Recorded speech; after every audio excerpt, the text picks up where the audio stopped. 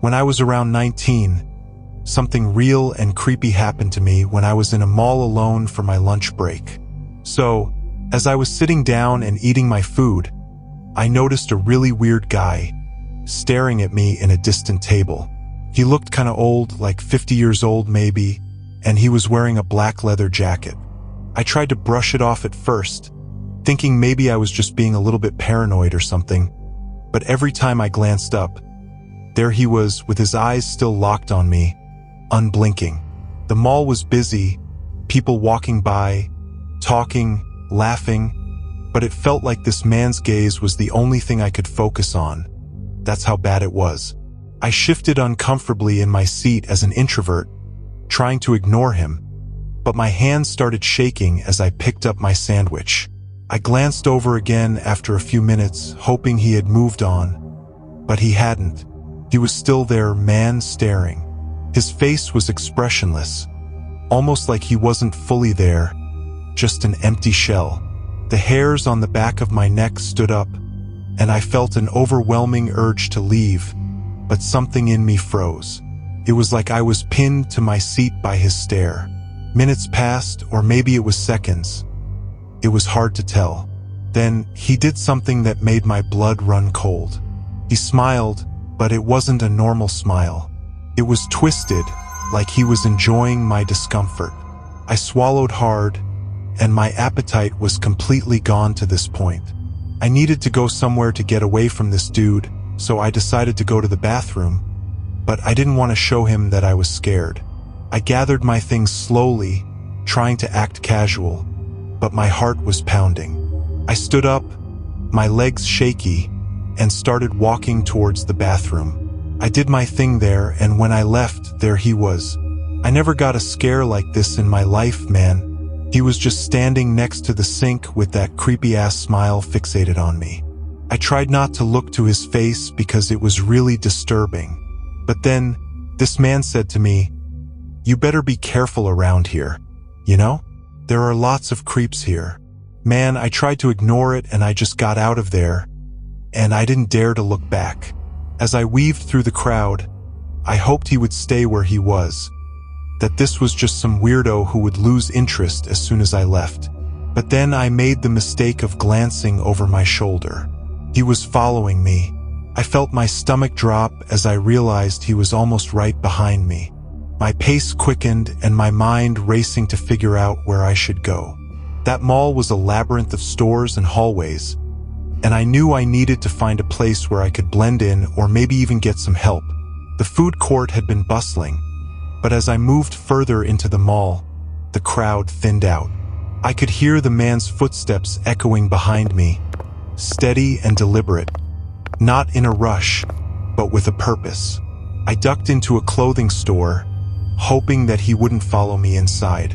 The store was almost empty, just a couple of shoppers browsing through the racks. I made my way to the back, pretending to be interested in some random shirts, but I couldn't stop glancing at the entrance. My heart sank when I saw him casually walk in. He didn't even pretend to look around. His eyes were fixed on me as he made his way through the aisles. Panicking, I thought about asking one of the store employees for help, but I felt a sudden, irrational fear that no one would believe me, that they'd think I was overreacting. I grabbed a shirt off the rack and headed to the fitting rooms, hoping to get myself some time to think. The fitting room area was quiet, and as I slipped inside one of the stalls, I tried to calm my breathing. I could hear the faint rustle of clothes as someone else tried on something a few stalls away, but other than that, it was eerily silent. I waited, listening for any sign that he had followed me, but all I heard was the distant murmur of the mall outside. Maybe I had lost him, I thought. Maybe he had finally gotten bored and moved on. But just as I was starting to feel a bit of relief, I heard the slow creak of the fitting room door opening. I held my breath, my heart pounding in my chest. The sound of footsteps approached, slow and deliberate, and I could see a shadow through the gap under the door. There was a soft knock on the door of my stall, and I nearly jumped out of my skin. "Hey, you forgot something," a voice whispered. I recognized it immediately. It was him. The creep had followed me in here. My mind went blank with fear, and I didn't know what to do. I stayed completely still, hoping he would go away if I didn't respond. But the door rattled as he tried the handle, which, thankfully, was locked.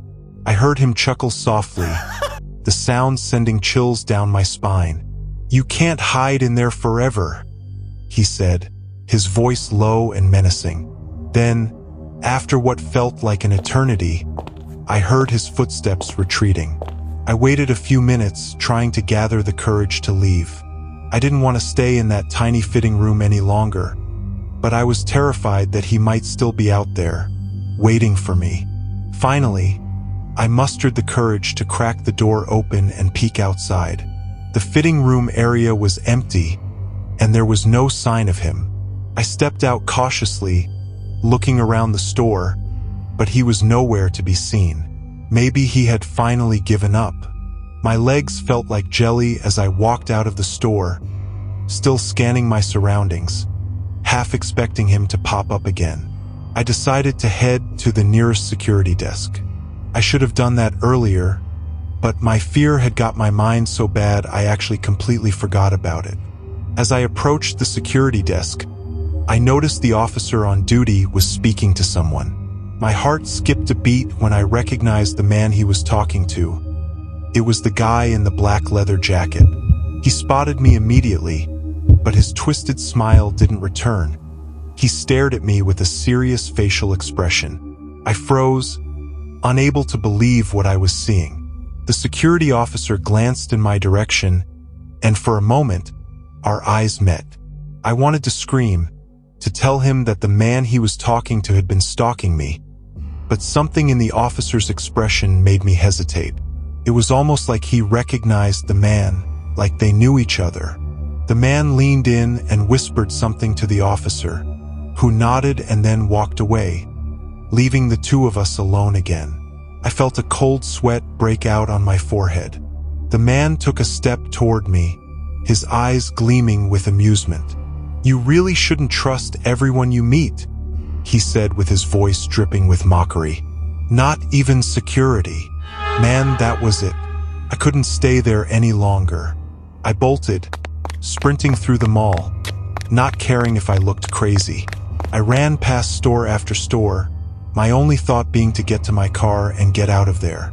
As I neared the exit, I glanced back one last time and saw him standing there in the middle of the mall, watching me leave, now with that same eerie smile on his face. I didn't stop running until I reached the parking lot. My hands were shaking so badly that I fumbled with my keys and dropped them twice before finally managing to unlock the door. I jumped into my car, locked the doors, and drove off as fast as I could, constantly checking my rearview mirror to make sure he wasn't following me. As I sped out of the parking lot, I tried to make sense of what had just happened. Who was that guy? How did he know the security officer? And why had he targeted me? None of it made any sense. When I finally got home, I collapsed on my couch with my mind still racing. I replayed everything in my head, trying to figure out if I had done something to attract his attention or if it had all just been some sick game to him. But the more I thought about it, the less I understood it. All I knew was that I would never go back to that mall again. Even now, years later, I get a little nervous in crowded places sometimes, always looking over my shoulder and wondering if he's still out there, waiting for his next victim.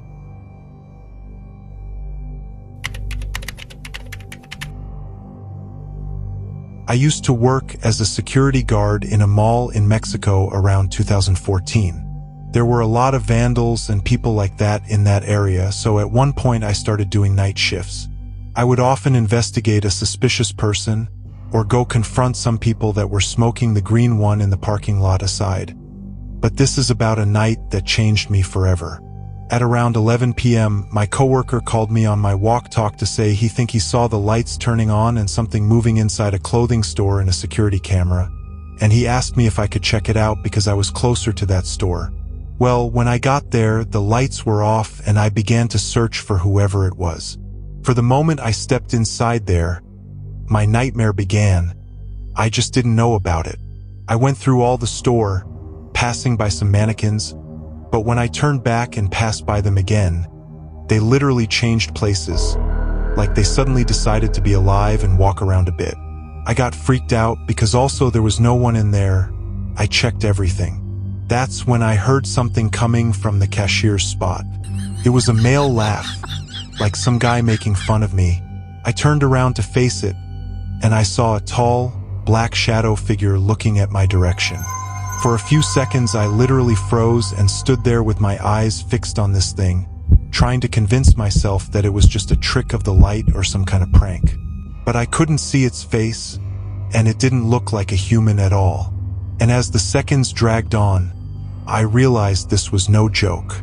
The figure wasn't moving, but I could feel its presence growing stronger, as if it was sizing me up, deciding what to do next. Finally, I managed to take a shaky step backward, then another, but the figure remained in place next to the cash register, still watching me. I reached for my radio with my hand trembling so badly I could barely grip it, and I fumbled with the button. "Marco?"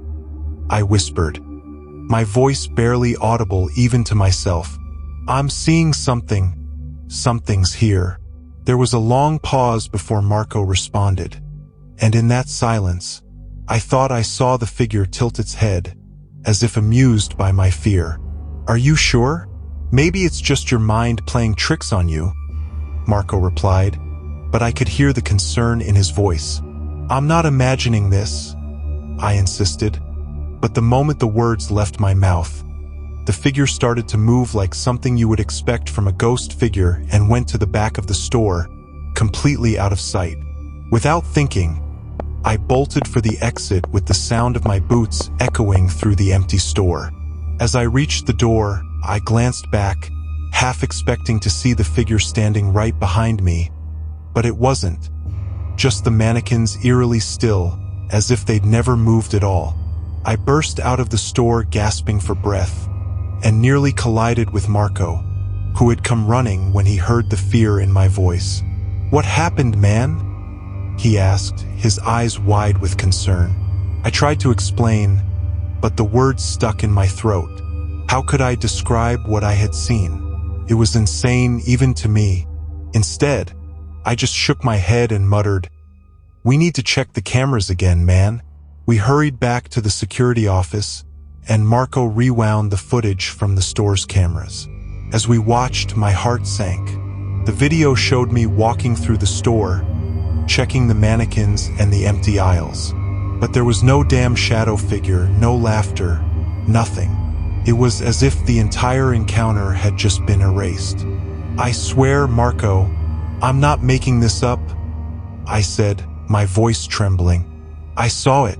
I heard it." Marco glanced at me and said, "I believe in you, man, but maybe you're just tired, hopefully. We've been working a lot of nights lately." I wanted to argue, to insist that what I saw was real, but deep down, I knew it would sound crazy.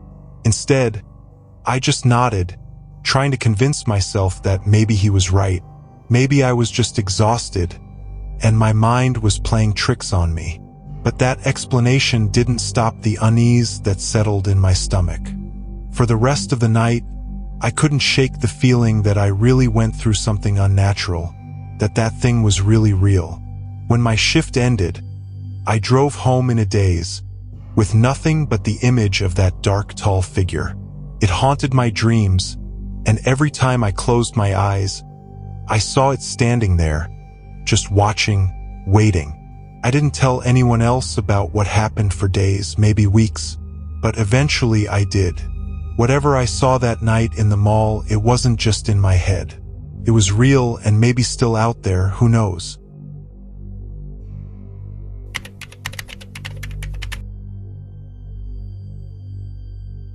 When I was a kid, one time I was in a mall in LA with my parents, and after we had lunch, when we were in a more isolated area of the mall, I saw a man pinning a woman against the wall and screaming at her with one hand on her shoulders and the other pointing his finger at her. My parents didn't notice it. She looked really scared, but somehow she looked like she was low-key used to it. It scared me because his voice was really low. The woman was looking down with her face pale and drained, and then she looked at me like she realized I was watching everything. The fear in her eyes that sent a heavy shiver down my spine. Like this wasn't the first time something like this had happened, and she knew it wouldn't be the last. I froze with my heart pounding in my chest. I wanted to help, to do something, but I didn't know what. I glanced up at my parents, but they were still walking ahead, smiling and oblivious. I opened my mouth to call out to them, but no sound came out. I felt scared that the man would hear us talking about it and would charge towards us. So I was rooted to the spot, watching as he continued. I kept thinking someone would come by, maybe a security guard or another shopper, but the corridor was eerily empty. The man's voice grew louder, with his grip tightening on the woman's shoulder. She winced but didn't make a sound, just kept staring at the floor. The whole scene felt really wrong, like a bad dream I couldn't wake up from. Then, out of nowhere, the man let go of her and took a step back. The woman stayed against the wall with her body trembling, but she still didn't look up. He said something else, something I couldn't hear, and then he took something from his pocket. I think it was a leather belt. Then he put it back in his pocket, said something to her and walked away. I stood there, stunned as he disappeared around the corner. The woman didn't move, just kept staring at the floor with wide eyes, as if she was afraid that if she looked up, he'd come back. But then she pulled her phone out, and when she put it back on her pocket, I saw her looking at my direction again for like 2 seconds, and then she walked away. Finally, I found my voice. "Mom, Dad," I called out. They turned around and I pointed to the woman, but by the time they looked, she had already started walking away. "What is it?" my mom asked, glancing around. I didn't know what to say. How could I explain what I had just seen? I was just a kid. I think I saw someone doing something bad, I mumbled, as the woman disappeared completely. Then I just gave up and said, "Nothing, I think I just imagined it." And my dad said, "Okay then, man. If you think you see something bad, you can tell me. Okay?" Then I nodded. We walked a little forward, and then things took a more horrifying turn. I saw that same dude running towards our direction in the distance, with his right hand on his pocket. Man, my heart started racing, and it looked like his eyes were also locked on me. I grabbed my mom's hand instinctively and said, "Look out! That's the evil man that I saw." They saw him coming, and I could see the worry on their faces. And suddenly, behind us, we saw a security guard going towards the man's direction. Then the man turned and ran from the security guard, and we never saw the dude again. I always think about what could have happened if the security guard wasn't there at the right time, and I have a theory about this. I think maybe the girl told the guy through the phone that I was watching that whole thing, and maybe he got pissed at me for watching everything. I know for a fact that I will never forget this in my life.